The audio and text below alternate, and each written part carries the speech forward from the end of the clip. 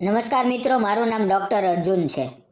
હું એક નાના શહેરની પ્રાઇવેટ હોસ્પિટલમાં સર્જન છું. ઉંમર 45 વર્ષ. લાઈફમાં ઘણું બધું મળ્યું છે, નામ, પૈસો, સન્માન. પણ ઘરે પાછા ફરું ત્યારે ફક્ત એક ખાલી બંગલો અને 4 દિવાલો મળે છે. મારી પત્ની રિદ્ધિને હું 8 વર્ષ પહેલાં કાર એક્સિડન્ટમાં ગુમાવી ચૂક્યો છું. ત્યારથી મારું જીવન ફક્ત ઓપરેશન થિયેટર, પેશન્ટ અને રાત્રે એકલતામાં પસાર થાય છે.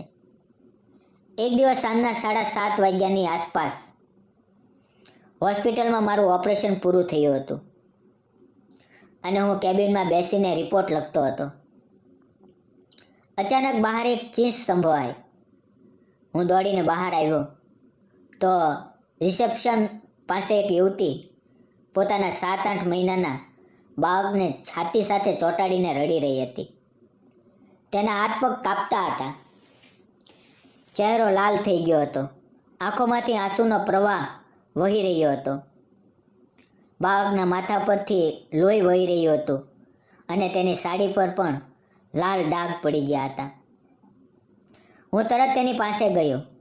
બાળકને હવેથી લીધું અને બોલ્યો, શાંત થાવ, શ્વાસ લ્યો, બધું ઠીક થઈ જશે.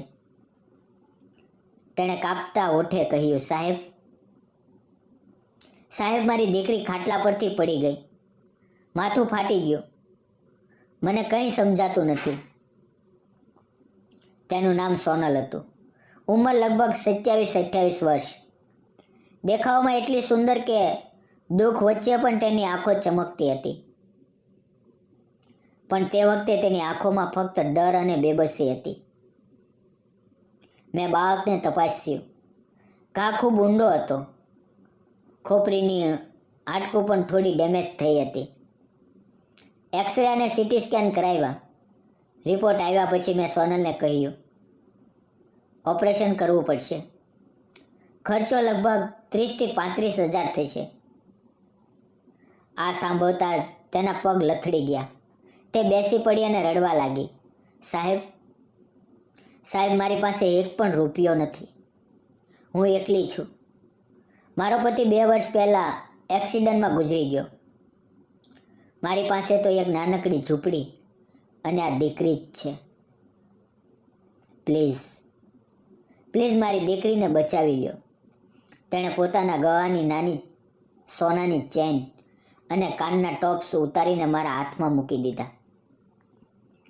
તેના હાથ એટલા ઠંડા હતા કે લાગ્યું એની અંદરની બધી ગરમી આંસુઓમાં વહેતી થઈ ગઈ. મેં એ આભૂષણો પાછા મૂકી દીધા અને કહ્યું, સોનલ, આ તમારી પાસે રાખો. તમારી દીકરી મારી દીકરી જેવી છે. હું પૈસા વગર ઓપરેશન કરીશ. તે મારા પગે પડી ગઈ. મેં તેને ઊભી કરી અને ઓપરેશન થિયેટરમાં લઈ ગયો. 4 કલાકનું ઓપરેશન હતું. દરેક ક્ષણે મારા મનમાં એ જ ચહેરો ફરતો હતો. એ માં જેની પાસે કંઈ નથી પણ જે પોતાનું બધું આપવા તૈયાર છે. ઓપરેશન સફળ રહ્યું. જ્યારે હું બહાર આવ્યો ત્યારે સોનલ દિવાલ સાથે ટેકો લઈને ઊભી હતી. મેં હસીને કહ્યું, તમારી દીકરી હવે બિલકુલ ઠીક છે. થોડા દિવસમાં રમવા લાગશે. તે મારી સામે જોઈ રહી અને અચાનક મારી છાતી સાથે ચોંટીને રડી પડી. મેં તેને હવેથી થપથપાવીને કહ્યું, બસ હવે આંસુ નહીં. 1 અઠવાડિયા પછી બાળક ઠીક થઈ ગયું. ડિસ્ચાર્જના દિવસે સોનલ મારી કેબિનમાં આવી. તેણે એક જૂનું પર્સ ખોલ્યું અને તેમાંથી 500ની જૂની નોટોનું એક બંડલ કાઢ્યું. તેના કાન અને ગળું ખાલી હતા. મને સમજાઈ ગયું કે તેણે પોતાનું છેલ્લું સોનું વેચી દીધું છે. મેં પૈસા પાછા આપતા કહ્યું, સોનલ, મેં કહ્યું ને, પૈસાની જરૂર નથી. તે રડી પડી અને બોલી, સાહેબ, મને આ જીવનભરનું ઋણ નથી ચૂકવવું. મને કંઈક કામ આપો. હું તમારા ઘરે રસોઈ બનાવીશ, સાફ સફાઈ કરીશ, બગીચાની સંભાળ લઈશ. બસ મને મારી દીકરીને ખવડાવવા માટે થોડા પૈસા અને એક છાપરું આપો. હું એકલો રહું છું. મારા મોટા બંગલામાં 4 ઓરડા ખાલી પડ્યા છે. મને પણ કોઈની જરૂર હતી જે ઘરને ઘર બનાવી દે. મેં કહ્યું, ઠીક છે, તું મારા ઘરે જ રહી જા. તારી દીકરીને પણ અહીંયા જ રાખજે. પગારની વાત પછી કરશું.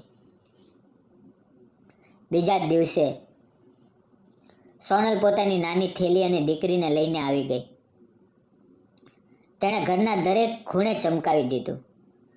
સવારે ચા બનાવે, મારા માટે ડબ્બો તૈયાર કરે, બગીચામાં ફૂલોને પાણી આપે, દીકરીને રમાડતી રહે. ઘરમાં ફરી એકવાર હસવાનો, બોલવાનો, બાળકના હસવાનો અવાજ ગુંજવા લાગ્યો. ધીમે ધીમે અમે એકબીજા સાથે વાતો કરવા લાગ્યા.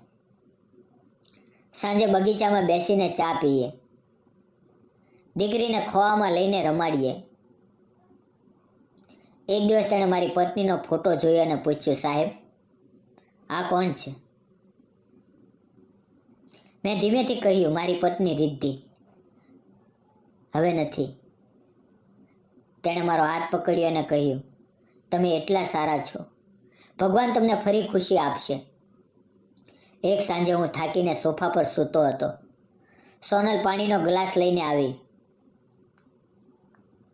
ગ્લાસ આપતી વખતે તેનો નરમ હાથ મારા હાથને અડ્યો અને એ પળે મારા હૃદયમાં એક ધડકન થઈ. મેં તેનો હાથ હવેથી પકડી લીધો અને કહ્યું, સોનલ બેસને, થોડી વાત કરીએ. તે બેઠી. હું ધીમેથી બોલ્યો, સોનલ, તું મારા જીવનમાં આવી ત્યારથી મારું ઘર ફરી ઘર બન્યું છે. હું એકલો નથી લાગતો. મને તારી સાથે બાકીનું જીવન વિતાવવું છે. તું અને તારી દીકરી, શું તમે મારી સાથે રહેશો? હું તારી દીકરીને ક્યારે પારકી નહીં લાગવા દઉં. તેને મારી દીકરીની પોતાની દીકરી જેવો પ્રેમ આપીશ. સોનલની આંખોમાં આંસુ આવી ગયા. તેણે મારા ખંભે માથું ટેકવી દીધું અને ધ્રુજતા અવાજે કહ્યું, સાહેબ, તમે મારી અને મારી દીકરીનું જીવન બચાવ્યું, મારું ઘર પાછું આપ્યું. હું તમને કેવી રીતે ના કહી શકું? હા, હું તમારી છું, હંમેશા માટે. અમે બંને એકબીજાને વળગી પડ્યા. તે રાત્રે ઘરમાં ફક્ત ખુશીનો અવાજ હતો, બાળકનું હસવું અને અમારા દિલની ધડકનનો. થોડા દિવસોમાં અમે આર્ય સમાજ મંદિરમાં ખૂબ સાદી રીતે લગ્ન કરી લીધા. આજે અમારી દીકરી આરુ 3 વર્ષની થઈ ગઈ છે અને મને પપ્પા કહીને બોલાવે છે.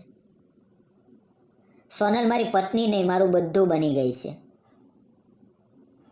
મિત્રો, જિંદગીમાં ક્યારેક કોઈની આંખોમાંથી વહેતા આંસુ જોઈને નજર ફેરવશો નહીં. એક નાનકડી મદદ, એક સાચો સ્પર્શ, એક દિલથી નીકળેલો શબ્દ કોઈનું આખું જીવન બદલી શકે છે. જો આ વાર્તા તમને સ્પર્શી ગઈ હોય તો લાઈક કરજો, શેર કરજો, ચેનલ સબસ્ક્રાઈબ કરજો અને કોમેન્ટમાં જરૂર લખજો, જય હિન્દ. આભાર અને પ્રેમ વહેતો રહે. જય હિન્દ.